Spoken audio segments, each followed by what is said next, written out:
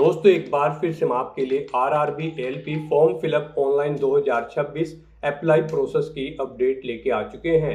किस तरह से आप रेलवे असिस्टेंट लोको पायलट के 11,127 खाली पदों के लिए अपने फॉर्म अप्लाई कर सकते हो।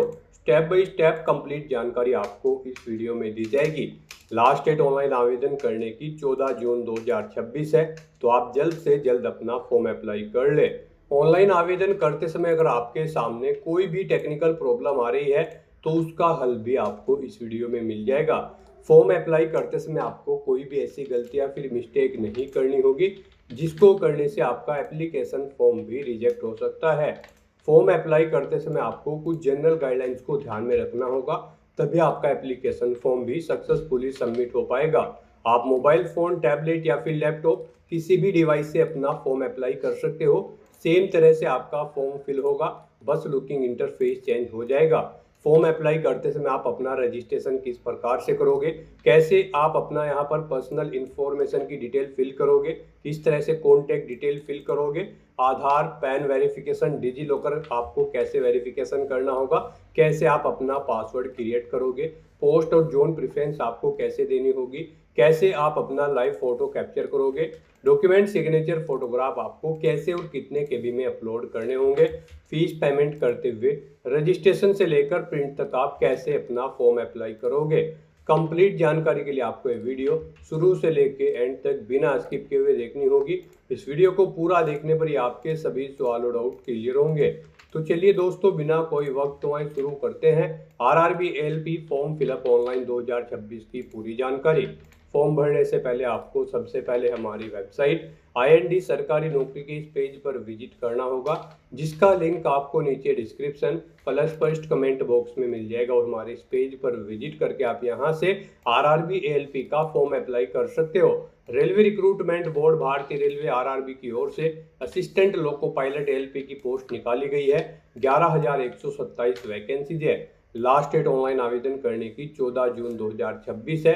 फीस पेमेंट आप 16 जून तक कर सकते हो। करेक्शन 17 से 26 जून तक कर सकते हो। 19,900 से 63,200 से लिया प्रति माह के लिए। 10वीं पास प्लस आईटीआई से आप अप्लाई कर सकते हो, या फिर 10वीं पास प्लस एसीटी अप्रेंटिसशिप सर्टिफिकेट से आप अप्लाई कर सकते हो, या फिर 10वीं पास के साथ में डिप्लोमा इंजीनियरिंग या डिग्री इंजीनियरिंग से आप अप्लाई कर सकते हो। 18 से 30 वर्ष आयु सीमा है। जनरल ओबीसी डब्ल्यूएस के लिए 500 रुपये फीस है, इसमें 400 रिफंड की जाएगी। SC/ST पीडब्ल्यूडी फीमेल के लिए 250 है, जो कि टोटल रिफंड कर दी जाएगी। ऑनलाइन मोड से आप फीस पेमेंट करोगे। कंप्यूटर बेस्ड टेस्ट सीबीटी के आधार पे आपका सिलेक्शन होगा। ऑनलाइन अप्लाई कर सकते हो, ऑल इंडिया से अप्लाई कर सकते हो। rrbapply.gov.in इसकी ऑफिशियल वेबसाइट है, जिससे आप फॉर्म फिल कर सकते हो। इंपोर्टेंट लिंक सेक्शन के अंतर्गत ऑफिशियल नोटिफिकेशन पीडीएफ लिंक पर क्लिक करके आप इसके पीडीएफ डाउनलोड कर सकते हो। Recruitment of assistant loco pilot LP की ये ऑफिशियल एडवर्टाइजमेंट की पीडीएफ है। इसमें सबसे पहले आप यहाँ से डेट चेकआउट कर ले, उसके बाद में यहाँ पर सैलरी की जानकारी, साथ ही साथ यहाँ पर एज लिमिट की जानकारी, टोटल वैकेंसीज की इंफॉर्मेशन, कुछ इंपॉर्टेंट इंस्ट्रक्शंस भी आपको यहाँ पर प्रोवाइड करा दी गई है, वो आप यहाँ से चेकआउट कर सकते हो। साथ ही साथ यहाँ पर आपको इसमें बाकी की डिटेल भी दे दी गई, जैसे कि नेशनलिटी या सिटीजनशिप, एज लिमिट किस कैटेगरी के लिए कितनी आयु सीमा रहेगी और किस कैटेगरी को कितनी आयु सीमा में छूट दी जा रही है, वो आप चेकआउट कर ले। ग्रुप वाइज आपको एज दे दी गई है। क्वालिफिकेशन की डिटेल आप चेकआउट कर ले। एग्जामिनेशन फीस कैटेगरी वाइज आपको यहाँ पर डिटेल में जानकारी दे दी गई है। मोड ऑफ पेमेंट आप चेकआउट कर ले, किस प्रकार से आपको फीस पेमेंट करना होगा। साथ ही साथ यहाँ पर स्क्रॉल डाउन करते हुए आपको सिलेक्शन क्राइटेरिया की इन्फॉर्मेशन दे दी गई है।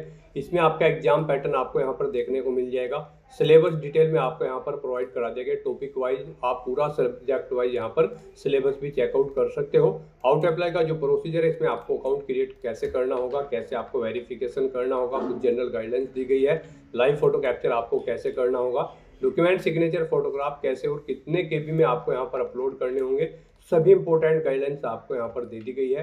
आरआरबी के अलग अलग वेबसाइट्स के लिंक भी आपको यहाँ पर प्रोवाइड करा दिए गए हैं। और इस पीडीएफ के एंड में आपको वैकेंसीज की जानकारी, सैलरी की जानकारी और क्वालिफिकेशन की डिटेल यहाँ पर दे दी गई है। और यहाँ पर आपको RRB wise, zone wise vacancies की कैटेगरी वाइज कंप्लीट इन्फॉर्मेशन भी प्रोवाइड करा दी गई है। तो फॉर्म अप्लाई करने से पहले आपको ये ऑफिशियल नोटिफिकेशन की PDF पूरा पढ़ना अनिवार्य है। इसको पूरा पढ़ने से ही आपके सभी सवाल और डाउट क्लियर होंगे।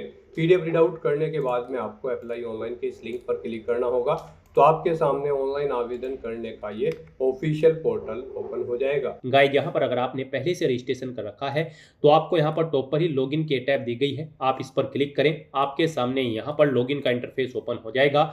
यहाँ पर लॉगिन करने के लिए आपके पास दो ऑप्शन है। आप आधार के थ्रू लॉगिन कर सकते हैं या फिर अपनी RRB अकाउंट की डिटेल्स प्रोवाइड करते हुए यहाँ पर आप लॉगिन कर सकते हो। यहाँ पर अगर आप फर्स्ट ऑप्शन यूज करते हैं लॉगिन विद आधार, तो फिर आपको यहाँ पर अपना फ़ोन नंबर एंटर करना है, फिर जनरेट आधार OTP के ऑप्शन पर क्लिक करना है। फिर आपके मोबाइल नंबर पर एक OTP आएगा जिससे आपका आधार लिंक है, वो OTP आपको यहाँ पर एंटर करना है। उसके बाद आपको यहाँ पर I am not a robot के चेकबॉक्स को ओके करना है और फिर गाइज लॉगिन की स्टेप पर क्लिक करते हुए आपको लॉगिन करके अपना फॉर्म अप्लाई कर लेना है। और गाइज यहाँ पर अगर आप सेकंड ऑप्शन यूज करते हैं, आप यहाँ पर login with RRB account credential का ऑप्शन यूज करते हैं, तो फिर यहाँ पर आपको अपना मोबाइल नंबर या ईमेल ID एंटर करनी है, अपना पासवर्ड आपको एंटर करना है जो आपने रजिस्ट्रेशन करते समय क्रिएट किया था। I am not a robot के चेकबॉक्स को ओके करना है और उसके बाद लॉगिन की स्टेप पर क्लिक करते हुए आपको लॉगिन करके अपना फॉर्म अप्लाई कर लेना है। और अगर आप इस भर्ती के लिए फर्स्ट टाइम अप्लाई करने जा रहे हो तो सबसे पहले यहाँ पर आपको अपना अकाउंट क्रिएट करना होगा।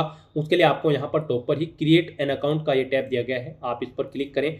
आपके सामने कुछ इस तरह से इंटरफेस ओपन होगा। अब यहाँ पर आपके सामने ये पॉपअप शो हुआ है। इसमें कहा गया है अगर आपने 2024 या 25 में अपना रजिस्ट्रेशन कर रखा है तो आपको रजिस्ट्रेशन करने की जरूरत नहीं है। आप अपना यूजर नेम और पासवर्ड का यूज करते हुए लॉगिन करके फॉर्म अप्लाई कर सकते हो। और अगर आप बिल्कुल न्यू है, बिल्कुल फ्रेश है, आप फर्स्ट टाइम अप्लाई करने जा रहे हैं इस पोर्टल के थ्रू, तो आप यहाँ पर ओके के ऑप्शन पर क्लिक करें और यहाँ पर अपनी बेसिक इन्फॉर्मेशन प्रोवाइड करते हुए आप अपना रजिस्ट्रेशन कर ले। सबसे पहले यहाँ पर आपको अपनी नेशनलिटी सेलेक्ट कर लेनी है। उसके बाद गाइज आपको यहाँ पर अपना फुल नेम एंटर करना है। अपनी 10वीं की मार्कशीट के अकॉर्डिंग यहाँ पर आपको अपना फुल नेम एंटर करना है, उसे रिटाइप करके कंफर्म कर लेना है। उसके बाद आपसे पूछा गया है कि क्या आपने कभी अपना नाम चेंज किया है, अगर किया है तो आप यस करेंगे। और फिर यहाँ पर जब आपकी डॉक्यूमेंट वेरीफाई होंगे उस समय आपको यहाँ पर अपने नेम चेंज का कोई जो गैजेटेड नोटिफिकेशन है वो शो करना होगा या फिर कोई रिलीवेंट लीगल डॉक्यूमेंट है वो आपको शो करना होगा। जब आपके डॉक्यूमेंट वेरीफाई होंगे तो यहाँ पर आप I understand and I agree के ऑप्शन पर क्लिक करेंगे। और अगर आपने कभी अपना नाम चेंज नहीं किया है तो आप सिंपली यहाँ पर नो ऑप्शन सेलेक्ट करेंगे। चेंज किया है तो आप यस करेंगे और फिर यहाँ पर चेंज नेम देंगे। चेंज नहीं किया है तो आप नो ऑप्शन सेलेक्ट कर लेंगे। उसके बाद यहाँ पर आपको अपनी डेट ऑफ बर्थ सेलेक्ट कर लेनी है। फिर आपको अपनी डेट ऑफ बर्थ यहाँ पर टाइप करनी है, रिटाइप DDMMYY फॉर्मेट में। उसके बाद आपको अपना जेंडर यहाँ पर सिलेक्ट करना है। अपना जेंडर एक बार फिर से आपको रिसिलेक्ट करना है। फिर यहाँ पर आपको अपने फादर का नाम एंटर करना है, उसे रिटाइप करना है। अपनी मदर का नाम एंटर करना है, उसे भी आपको रिटाइप कर देना है कंफर्मेशन के लिए।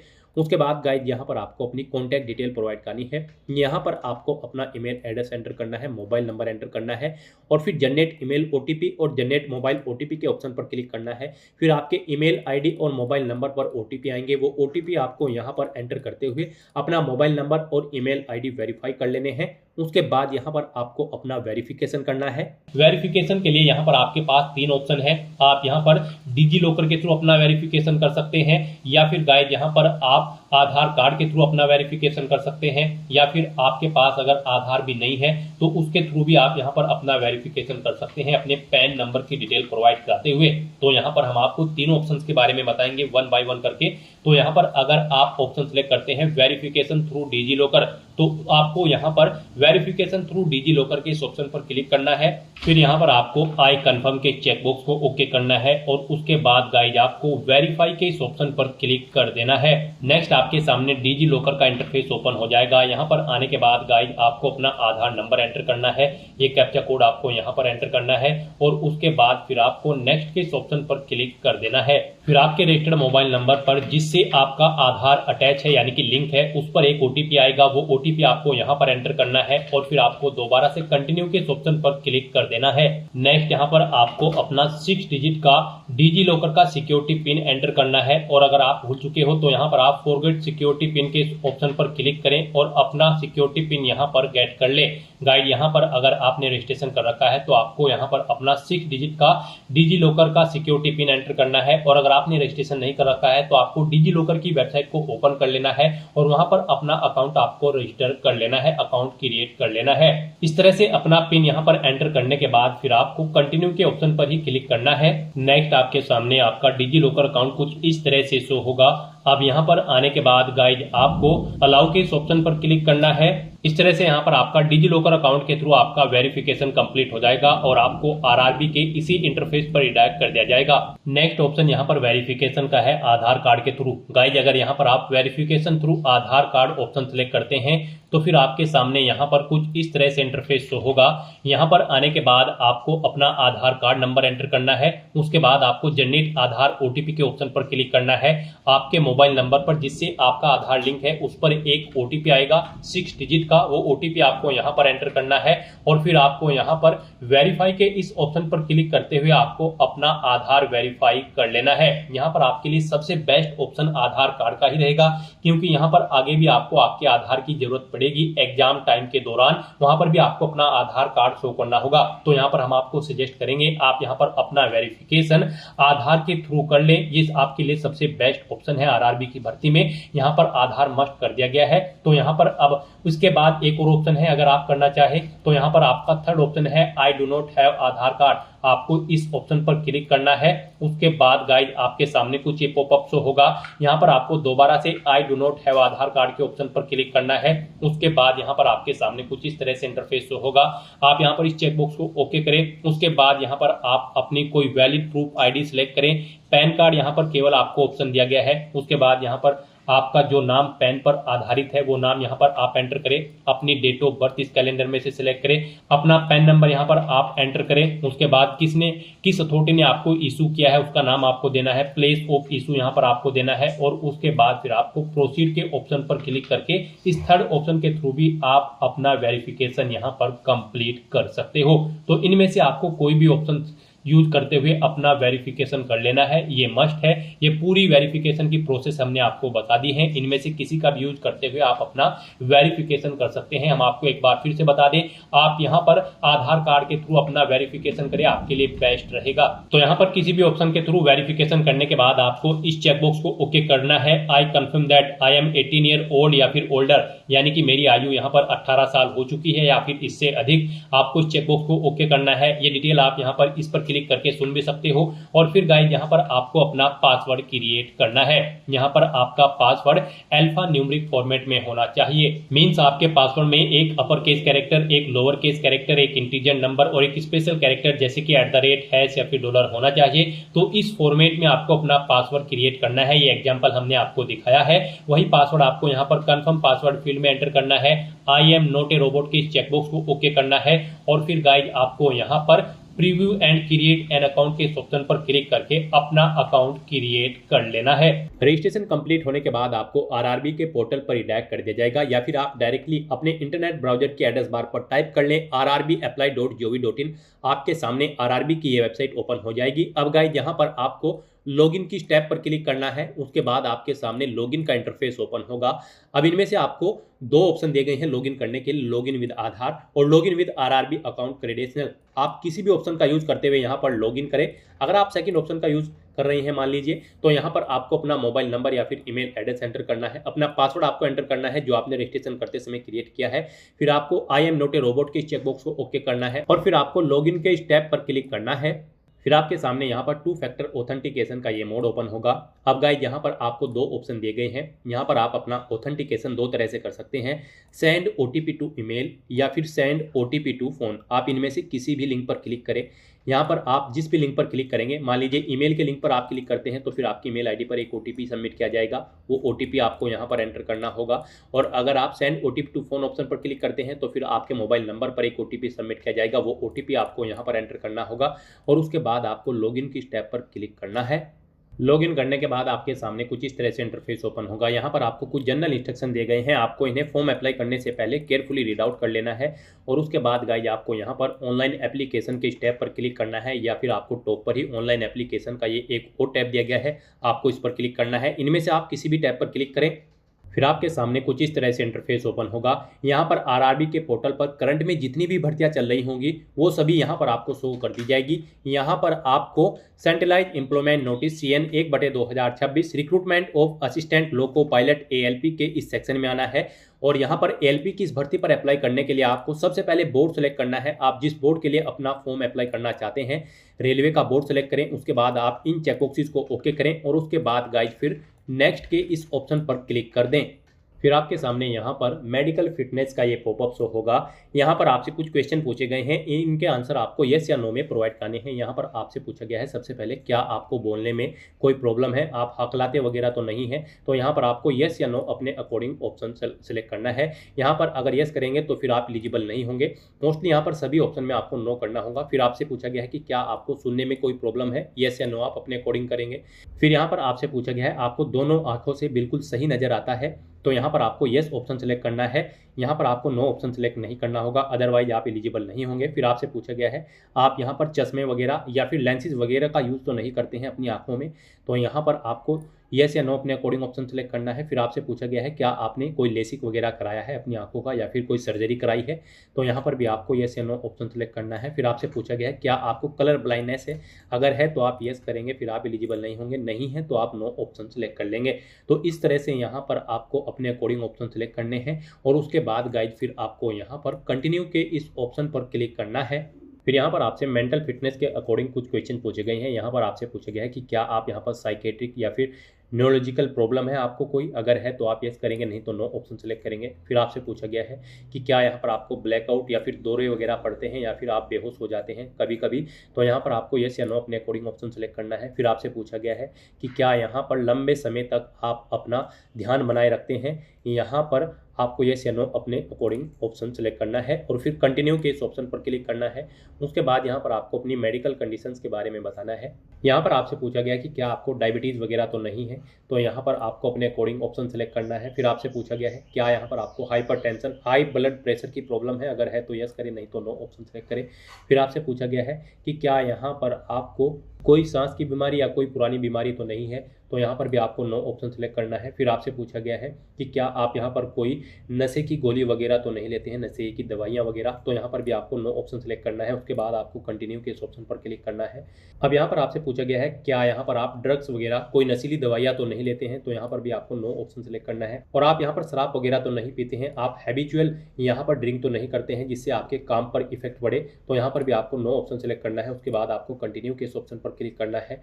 फिर यहाँ पर आपको फाइनल डिक्लेरेशन सेक्शन में आई एग्री के इस चेकबॉक्स को ओके करना है। पीछे आपने जो डिटेल प्रोवाइड कराई है उन्हें आप एग्री करते हैं और फिर गाइस आपको यहाँ पर सबमिट के इस ऑप्शन पर क्लिक करना है। अब यहाँ पर आपका फॉर्म स्टार्ट हो चुका है। कुछ डिटेल यहाँ पर आपको आपकी ऑटोमेटिकली फिर मिलेगी, जैसे कि यहाँ पर आपकी डेट ऑफ बर्थ, आपका नाम, आपके फादर का नाम, आपकी मदर का नाम, ये आपके रजिस्ट्रेशन से फैच कर ली गई है। बस गाइस यहाँ पर अब आपको अपना मैरिटल स्टेटस सेलेक्ट करना है, आप मैरिड हो या फिर अनमैरिड। फिर आपको अपना रिलीजन सेलेक्ट करना है। उसके बाद आपको अपनी मातृभाषा यहाँ पर सेलेक्ट कर लेनी है। उसके बाद आपको यहाँ पर एग्जाम के लिए लैंग्वेज सेलेक्ट कर लेनी है। जिस लैंग्वेज में आप अपना एग्जाम पेपर चाहते हैं वो लैंग्वेज आप सेलेक्ट करें। फिर आपकी बॉडी पर कहीं कोई कट या तिल का निशान है तो उस पैलेस का नाम यहाँ पर आप दें। 2 पैलेस के नाम यहाँ पर आपको देने होंगे, नहीं है तो आप नो मार्क यहाँ पर एंटर कर देंगे। उसके बाद यहाँ पर आपको अपनी कम्युनिटी की डिटेल देनी है। यहाँ पर आप अपनी कम्युनिटी सेलेक्ट करें। उसके बाद अगर आप रिजर्व कैटेगरी से बिलोंग करते हैं तो यहाँ पर आप अपनी कास्ट का नाम देंगे। फिर यहाँ पर आप अपना कास्ट सर्टिफिकेट नंबर एंटर करेंगे, किसने आपको उसे इशू कराया है आपके सर्टिफिकेट को, उस डेजिग्नेशन रैंक को यहाँ पर आप सेलेक्ट करेंगे, जैसे कलेक्टर, कमिश्नर या फिर मैजिस्ट्रेट, जिसने भी आपको यहाँ पर प्रोवाइड कराया है वो यहाँ पर आप सेलेक्ट करें। फिर यहाँ पर आपको किस स्टेट से वो इशू हुआ है वो स्टेट आपको सेलेक्ट कर लेना है। जिस स्टेट का आपके पास कास्ट सर्टिफिकेट है, किस डेट को इशू हुआ है वो डेट आपको सेलेक्ट कर लेनी है। आप फ्री ट्रेवल पास चाहते हैं या फिर नहीं, आप यस या नो अपने अकॉर्डिंग ऑप्शन सेलेक्ट कर लेंगे। फ्री ट्रेवल पास अगर आप चाहते हैं तो फिर यहाँ पर आपको अपना वैलिड कास्ट सर्टिफिकेट अपलोड करना होगा। उसके लिए आपको यहाँ पर अपलोड डॉक्यूमेंट के ऑप्शन पर क्लिक करना है, फाइल को सिलेक्ट कर लेना है और अपना कास्ट सर्टिफिकेट यहाँ पर आपको अपलोड कर देना है। आपका ये सर्टिफिकेट यहाँ पर PDF फॉर्मेट में होना चाहिए, 400 KB से कम इसका साइज फाइल का होना चाहिए। इस तरह से आपको ये अपनी डिटेल प्रोवाइड करनी है। फिर यहाँ पर आपको अपने एड्रेस की डिटेल प्रोवाइड करनी है। यहाँ पर आपको अपना प्रेजेंट एड्रेस एंटर करना है। आप अपना प्रेजेंट एड्रेस यहाँ पर एंटर करें। उसके बाद यहाँ पर आपको अपना परमानेंट एड्रेस एंटर करना है। यहाँ पर आप अपना परमानेंट एड्रेस एंटर करें और अगर आपका परमानेंट एड्रेस आपके प्रेजेंट एड्रेस के अकॉर्डिंग सेम है तो tick if permanent address is same as present address में इस चेकबॉक्स को आप ओके कर देंगे। ऑटोमेटिकली आपका परमानेंट एड्रेस आपके प्रेजेंट एड्रेस के अकॉर्डिंग यहाँ पर फिल हो जाएगा। इस तरह से अपनी डिटेल प्रोवाइड करने के बाद गाइज फिर आपको यहाँ पर सेव के इस ऑप्शन पर क्लिक करके अपनी डिटेल सेव कर देनी है और उसके बाद फिर आपको यहाँ पर नेक्स्ट के इस ऑप्शन पर क्लिक करना है। फिर आपके सामने ये पॉपअप शो होगा। यहाँ पर आपसे कहा गया है आपका जो फीस रिफंड है वो आपके उस बैंक अकाउंट में सबमिट किया जाएगा जिससे आपका आधार नंबर लिंक है। तो यहाँ पर अब आपको आई अंडरस्टैंड एंड एग्री के इस ऑप्शन पर क्लिक करना है और अब यहाँ पर आपको अपनी कुछ और डिटेल्स देनी है। यहाँ पर आपसे पूछा गया है कि क्या आप EX सर्विसमैन कैंडिडेट हैं, अगर हैं तो आप यस करेंगे और फिर यहाँ पर आप बताएंगे किस में आपने सर्विस की है, आर्मी, नेवी या फिर एयरफोर्स, किस रैंक पर थे। यहाँ पर एंट्री की डेट आप सेलेक्ट करेंगे, क्या यहाँ पर आप फिलहाल भी जॉब कर रहे हैं या फिर नहीं। इन डेट्स के अकॉर्डिंग यहाँ पर आपकी सर्विस की लेंथ कैलकुलेट करके आपको शो कर दी जाएगी और अगर आप EX सर्विसमैन नहीं हैं तो आप सिंपली नो ऑप्शन सेलेक्ट कर लेंगे। फिर आपसे पूछा गया है कि क्या आप एलिजिबल हैं और यहाँ पर फीस कंसेशन चाहते हैं under EBC in term of पारा 70 ऑफ, यानी कि अगर आप इकोनॉमिकली बैकवर्ड क्लास से बिलोंग करते हैं तो फिर यहाँ पर आपको फीस में कंसेशन दिया जाएगा। तो यहाँ पर अगर आप EBC कैटेगरी के अंतर्गत आते हैं तो यस ऑप्शन सेलेक्ट करेंगे, I understand and I agree के इस ऑप्शन पर क्लिक करेंगे और अपनी डिटेल देंगे। यहाँ पर आपको डॉक्यूमेंट बताना होगा कौन सा डॉक्यूमेंट है जिसके बेस पर आपको यहाँ पर कंसेशन दिया जाए EBC डिटेल के अंतर्गत। तो यहाँ पर आपके पास EBC सर्टिफिकेट है इकोनॉमिकली बैकवर्ड क्लास का, या फिर BPL कार्ड है, या फिर इज्जत MST इशूड है रेलवे के द्वारा। यहाँ पर आप अपने अकॉर्डिंग ऑप्शन सेलेक्ट करेंगे, किस अथॉरिटी ने आपको प्रोवाइड कराया है वो आप सेलेक्ट करेंगे, सर्टिफिकेट का नंबर देंगे, कब इशू हुआ है वो डेट आप सेलेक्ट करेंगे और अगर आप यहाँ पर इस इकोनॉमिकली बैकवर्ड क्लास के अंतर्गत नहीं आते हैं तो आप सिंपली नो ऑप्शन सेलेक्ट कर लेंगे, फिर आपको आगे की डिटेल नहीं देनी होगी। उसके बाद आपसे पूछा गया है कि क्या आप इंडियन रेलवे के एम्प्लॉय हैं, अगर हैं तो आप यस ऑप्शन सेलेक्ट करेंगे, अपना HRMS नंबर यहाँ पर एंटर करेंगे। आपने NOC के लिए अप्लाई कर रखा है कंट्रोलिंग ऑफिसर के लिए पर, तो यहाँ पर आपको यस या नो अपने अकॉर्डिंग ऑप्शन सेलेक्ट करना है। फिर आपको अपनी कैटेगरी यहाँ पर सेलेक्ट करनी है, किस कैटेगरी के अंतर्गत आप यहाँ पर कार्यरत है, प्लेस ऑफ वर्किंग आपको देना है, जोन या यूनिट आपको सेलेक्ट करनी है और अगर आप एम्प्लॉय नहीं है इंडियन रेलवे के तो आप सिंपली नो ऑप्शन सेलेक्ट करेंगे। फिर आपसे पूछा गया है कि क्या आप करंट में किसी डिपार्टमेंट या ऑर्गेनाइजेशन में कार्यरत हैं, सेंट्रल गवर्नमेंट या फिर स्टेट गवर्नमेंट या फिर पब्लिक सेक्टर में, किसी भी सेक्टर में अगर आप यहाँ पर कार्यरत हैं तो आप ऑप्शन सेलेक्ट करें और फिर ऑर्गेनाइजेशन का नाम दें, किस डेट से आप कार्यरत है वो डेट आप सेलेक्ट करें, प्रेजेंट में भी कार्य कर रहे हैं या फिर नहीं ऑप्शन सेलेक्ट करें। इस तरह से आपको ये डिटेल देनी होगी अपने एम्प्लॉयमेंट की और अगर आप एम्प्लॉय नहीं हैं तो आप simply not applicable option select करेंगे।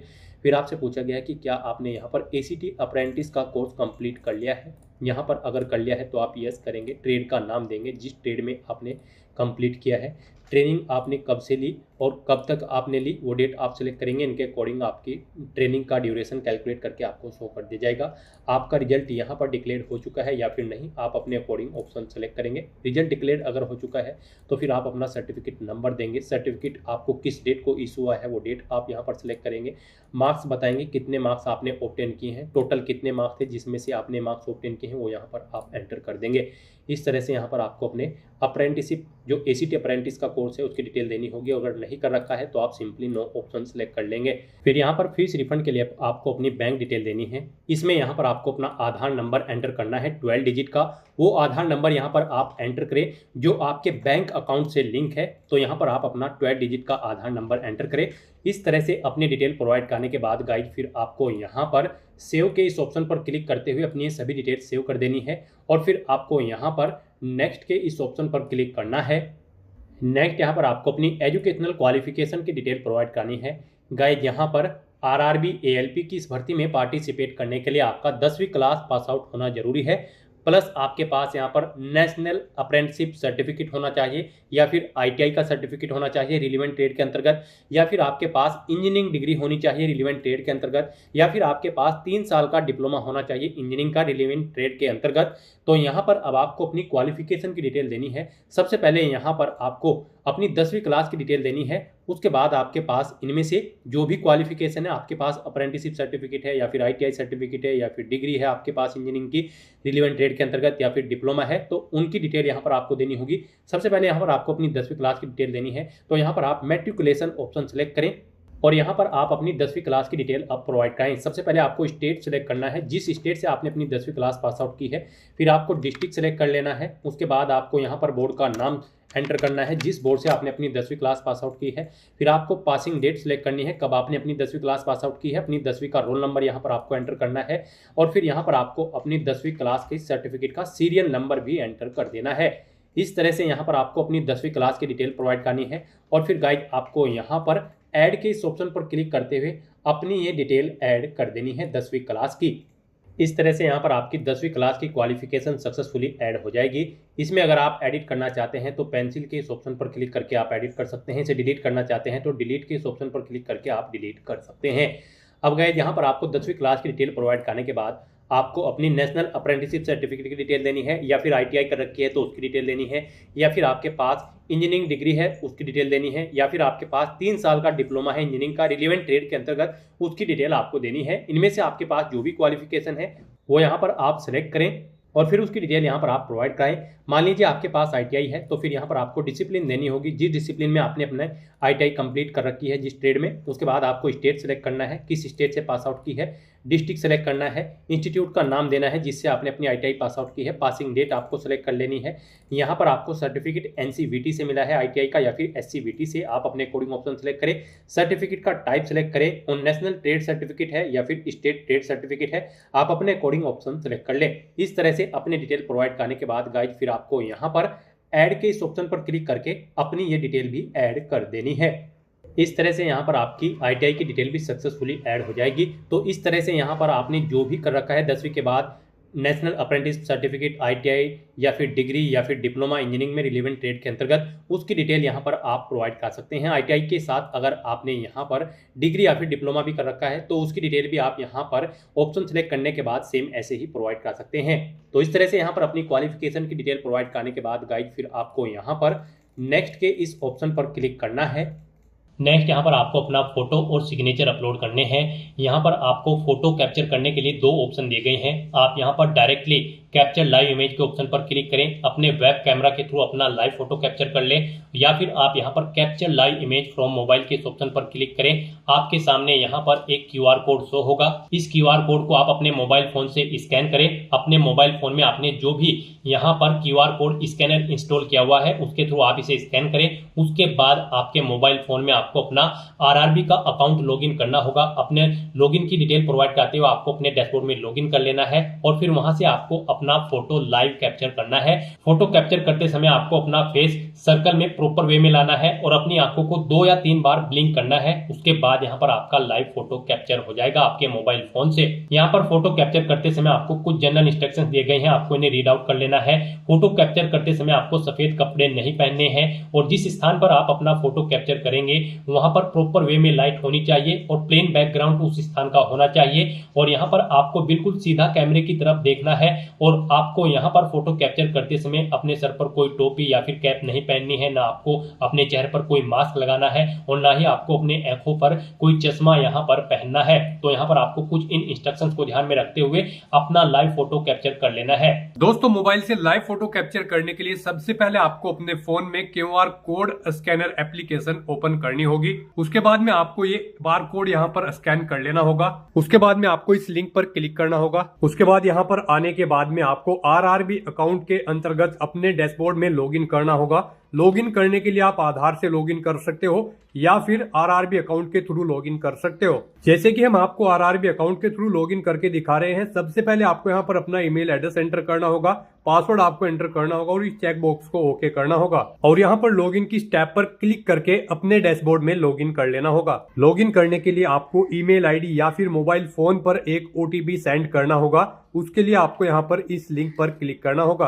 OTP एंटर करने के बाद में आपको लॉगिन की स्टेप पर क्लिक करना होगा। लॉगिन करने के बाद में आपके सामने कुछ इस तरह से इंटरफेस ओपन हो जाएगा। यहाँ पर आकर आपको इस पेज को स्क्रॉल डाउन करना होगा, और यहाँ पर आप देख सकते हो capture live image. Live photo capture करने के लिए आपको इस टैब पर क्लिक करना होगा और अपना लाइव फोटो कैप्चर कर लेना होगा। फोटो कैप्चर करने के लिए आपको अपना फेस इस सर्कल के अंतर्गत लाना होगा और अपनी आंखों को यहाँ पर ब्लिंक करना होगा वेरिफिकेशन के लिए, और उसके बाद में कैप्चर के इस टैब पर क्लिक करके अपना लाइव फोटो कैप्चर कर लेना होगा। तो इस तरह से आपका लाइव फोटो कैप्चर हो जाएगा, और उसके बाद में आपको सेव की टैब पर क्लिक करके अपना लाइव फोटो जो आपने कैप्चर किया है उसको सेव कर देना होगा। उसके बाद गाइस यहाँ पर आपको अपने सिग्नेचर अपलोड करने हैं। सिग्नेचर यहाँ पर आपके JPG या फिर JPEG फॉर्मेट में होने चाहिए। सिग्नेचर की विड्थ आपकी 140 पिक्सल होनी चाहिए, हाइट 60 पिक्सल होनी चाहिए। सिग्नेचर यहाँ पर आपको एक ब्लैंक इंक पेन से व्हाइट पेपर पर करने हैं। यहाँ पर आपको एक बॉक्स क्रिएट करना है जिसकी विड्थ 140 पिक्सल होनी चाहिए और हाइट उसकी 60 पिक्सल होनी चाहिए। उसमें आपको अपने सिग्नेचर यहाँ पर करके अपलोड करने हैं। साइज आपके सिग्नेचर की फाइल का 30 KB से 49 KB के बीच में होना चाहिए। और अगर आप अपने सिग्नेचर का साइज कम या ज़्यादा करना चाहते हैं तो आप गूगल पर जाएं, इमेज रिसाइज टाइप करें, मल्टीपल ऑनलाइन वेबसाइट ओपन होंगी, उनमें से कोई भी वेबसाइट ओपन करें, वहां पर आप अपने सिग्नेचर की फाइल को अपलोड करें और अपनी नीड के अकॉर्डिंग आप उसका साइज सेट करके फिर उसे वहां से डाउनलोड करके अपलोड कर दें। तो यहाँ पर आपको ब्राउज के ऑप्शन पर क्लिक करना है, फाइल को सिलेक्ट कर लेना है और अपने सिग्नेचर की फाइल को यहाँ पर अपलोड कर देना है। इस तरह से यहाँ पर अपना फोटो और सिग्नेचर अपलोड करने के बाद गाइस फिर आपको I have uploaded my own signature के इस चेकबॉक्स को ओके करना है और फिर आपको यहाँ पर सेव के इस ऑप्शन पर क्लिक करके अपना फोटो और सिग्नेचर सेव कर देने हैं और उसके बाद आपको नेक्स्ट के इस ऑप्शन पर क्लिक करना है। नेक्स्ट यहाँ पर आपको आपके बोर्ड के अकॉर्डिंग अपनी जोन प्रेफरेंस देनी है। गाइस यहाँ पर आप जिस जोन को जिस नंबर पर प्रेफरेंस देना चाहते हैं उस नंबर पर आप उसके सामने प्लस के ऑप्शन पर क्लिक करेंगे और उसे यहाँ पर प्रेफरेंस देंगे। इस तरह से यहाँ पर आपको 1 बाय 1 करके अपनी जोन प्रेफरेंस देनी है। आप जिस जोन को जिस नंबर पर प्रेफरेंस देना चाहते हैं उसके सामने उसी नंबर पर प्लस के ऑप्शन पर क्लिक करें और यहाँ पर इस सेकंड बॉक्स में उसे 1 बाय 1 करके ऐड कर दें। इस तरह से आपको अपनी जोन प्रेफरेंस देनी है। फिर आपको इस पेज को नीचे स्क्रॉल डाउन करना है और फिर आपको प्रेफरेंस के इस चेकबॉक्स को ओके करना है। उसके बाद आपको डिक्लेरेशन सेक्शन में आना है। I hereby declare that I have gone through the eligibility criteria के इस चेकबॉक्स को भी आपको ओके करना है। अपना पैलेस यहाँ पर आपको एंटर करना है जिस सिटी से आप बिलोंग करते हैं। इस तरह से अपनी डिटेल प्रोवाइड करने के बाद फिर आपको सेव के इस ऑप्शन पर क्लिक करके अपनी डिटेल सेव कर देनी है और उसके बाद फिर आपको प्रीव्यू एप्लीकेशन के इस ऑप्शन पर क्लिक करना है। नेक्स्ट यहाँ पर आपको आपके एप्लीकेशन फॉर्म का पूरा प्रीव्यू शो कर दिया गया है। पीछे अब तक जो आपने डिटेल प्रोवाइड कराई है उनका प्रीव्यू आपको शो कर दिया गया है। आपको सभी डिटेल्स 1 बाय 1 करके केयरफुली चेकआउट करनी है। इसे नीचे स्क्रॉल करना है और यहाँ पर I have recheck the about details and found correct के इस चेकबॉक्स को आपको ओके करना है। कहीं पर कोई मिस्टेक है तो आप गाइस यहाँ पर एडिट के ऑप्शन पर क्लिक करके अपने फॉर्म में एडिट कर सकते हैं और अगर सभी चीज़ें ओके हैं तो बस यहाँ पर अब आपको सबमिट के इस ऑप्शन पर क्लिक करना है। सबमिट ऑप्शन पर क्लिक करने के बाद आपके सामने ये पॉपअप शो होगा। अब आपको दोबारा से एक बार फिर सबमिट के इस ऑप्शन पर क्लिक करना है। इस तरह से यहाँ पर आपका एप्लीकेशन फॉर्म सक्सेसफुली सबमिट हो जाएगा। आपका फॉर्म तो सबमिट हो चुका है लेकिन कंसीडर इसे आपके फीस पेमेंट के बाद ही किया जाएगा। तो यहाँ पर अब आपको अपनी कैटेगरी के अकॉर्डिंग एप्लीकेशन फीस का अमाउंट पे करना है। गाइस यहाँ पर general OBC EWS category candidate के लिए 500 रुपये फीस है। 400 रुपये फीस उनकी बाद में रिफंड कर दी जाएगी। रिजर्व कैटेगरी कैंडिडेट के लिए 250 रुपये यहाँ पर एप्लीकेशन फीस का अमाउंट तय किया गया है। पूरी की पूरी फीस उनकी बाद में यहाँ पर रिफंड कर दी जाएगी। तो यहाँ पर अब आपको अपना फीस पेमेंट करने के लिए पे विद SBI ई पे के इस ऑप्शन पर क्लिक करना है। फिर आपके सामने ये पॉपअप शो होगा। अब आपको इसमें इस चेकबॉक्स को ओके करना है आई एग्री के और उसके बाद आपको यहाँ पर प्रोसीड के इस ऑप्शन पर क्लिक करना है।